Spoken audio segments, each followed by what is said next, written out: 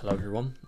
It's been a while since I've last actually uploaded, but I'm gonna say that I'm back now, and I will be trying to make some videos like just covering about the things I've done in Japan.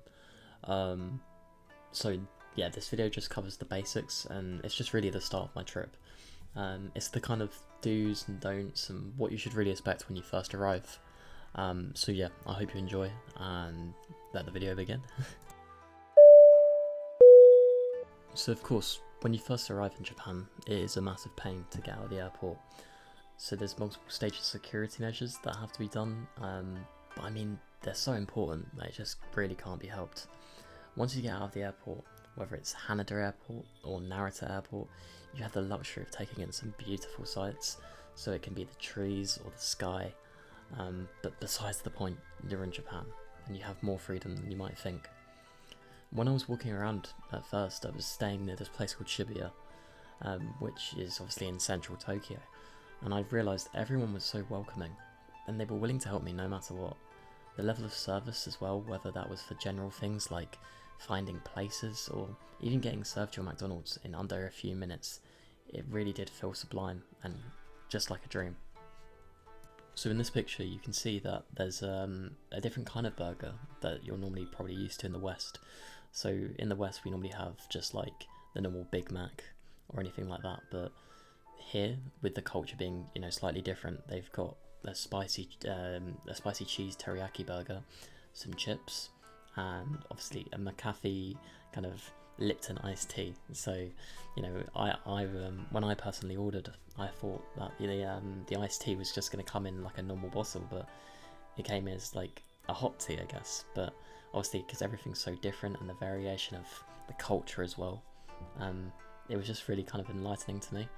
But also, going to this McDonald's, I went to a place in Akihabara, and I was able to meet some people, obviously, who were Japanese, like, if that can't be any more obvious, but they were very friendly. They showed me around some of the retro stores as well, and yeah, they were just talking to me either in like Japanese or English, and it was a good way for both of us really just to be able to communicate. And I think, you know, it was really, really good, and it was really, really like insightful just to see kind of how people like my age would act in kind of the East, because obviously here in the West we're kind of very rude. We're not very like polite, just as like a general basis. Whereas obviously the more you go to like the East, like the Eastern countries, everyone seems to be a bit more like mannered, a bit more humble, and yeah, it was really, really enlightening. Now for the next clip I'm going to show you, so none of these videos or pictures are going to be in like any sort of chronological order. I just thought like I'll do different stories each time, and just depends on, you know, it depends on how well this kind of series does, as to whether I put more effort into the videos or I put more effort into kind of the content I put into them. But this is kind of like probably the peak of Japan. So they have a lot of karaoke sessions, and you know, you pay so much yen per hour to go and just have the time of your life. So this was probably the most exciting part of my adventure, I guess, because I met somebody from Greece, somebody called Andreas, and you know, we had a good time trying to sing Slide Away by Oasis. So here's the clip of that.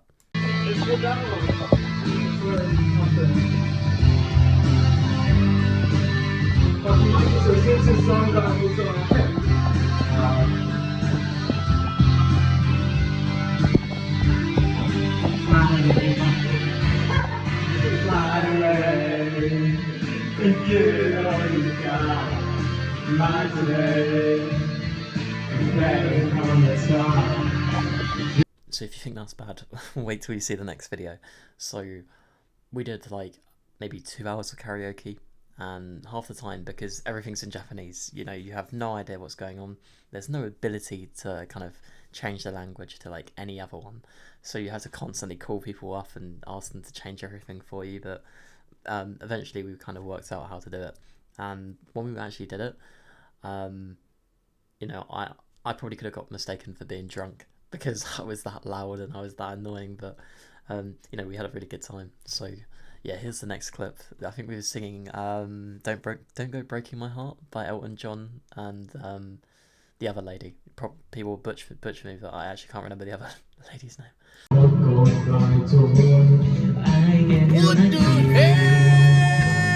So as everyone will get to know me more, I am not a massive fan of theme parks and places like that. And before everyone goes, well, you should have thought about that before you booked everything.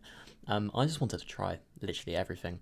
So I booked Disneyland Paris, Disneyland Tokyo, sorry, Universal Studios, and I just wanted to have a look around and just see like what they'd be like.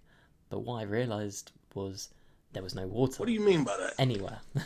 Like a lot of people are like, oh, there's vending machines. No, there was basically none around Disneyland. It was like trying to find water in the Sahara Desert. Impossible. Like, I don't know where the drinks are, I can't lie to you guys, but I'm thirsty. Wait, look at the sun. Oh. Look, as much as I like try to bash every single thing going like to every degree possible, Disneyland wasn't that bad in terms of its food and some of its attractions. So it had a Star Wars ride that was pretty fun to go on. It was like you had 4D glasses and you could just kind of sit there and immerse yourself in it. It was really cool, and I'll show you the video now of kind of the area where you walk in, and it was just a really cool kind of place and a really good atmosphere as well. It's probably the end of the episode now. I could probably try and drag it on a bit more, but like there is really no purpose. So there's probably going to be a few more episodes out. This is, you know, footage over the space of a few days. But yeah, it's just really kind of knowing what you guys want and what you guys want to know about, and just developing the videos from there. But anyways, thank you so much for listening and for watching, and I'll see you later.